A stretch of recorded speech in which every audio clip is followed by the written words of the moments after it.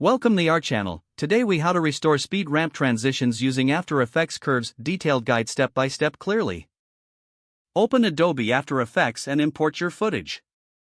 Create a new composition by dragging your footage into the timeline. Select the footage layer where you want to apply the speed ramp transition. To create a speed ramp, right-click on the layer and choose Time, then enable time remapping. This action will create two keyframes at the beginning. Move the playhead to the point where you want to begin the speed ramp. Add another keyframe by clicking the diamond icon in the timeline next to the time remap property. Next, move the playhead to where you want the speed ramp to end. Add another keyframe at this position. Select the keyframes you just created. Right-click and choose Keyframe Assistant, then select Easy Ease to smooth the transition. Now, go to the graph editor by clicking the graph icon in the timeline. In the graph editor, you will see the speed graph. Make sure the Edit Speed Graph option is active in the drop-down menu.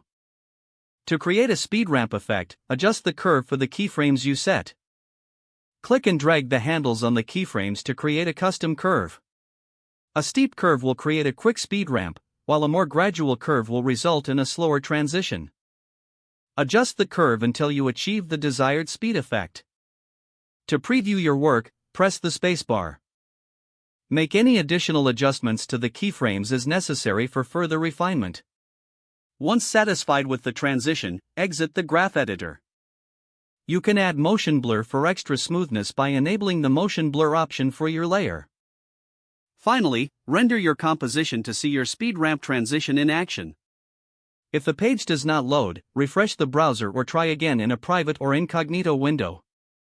Make sure you are using the correct email address, then retype it carefully to avoid small typos. If your password is not accepted, use the reset option and create a new strong password you can remember. Check your spam folder for verification or security emails, then complete any requested confirmation steps. Enable two-factor authentication if available to improve account security and reduce unauthorized access risk. After signing in, review your profile details so your contact information and settings are accurate and current. Don't forget to like this video and subscribe to our channel for more step-by-step tech guides.